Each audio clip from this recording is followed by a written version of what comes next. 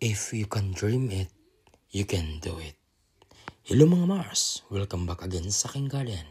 And for today's video, we are going to feature an Aeonium succulent known as Emerald Eyes.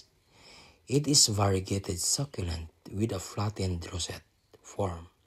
The leaves are emerald green with creamy white margins. It is a cultivar that originated from natural mutations of Aeonium pardiplater. The plant can grow up to 20 cm in height and 30 cm in diameter.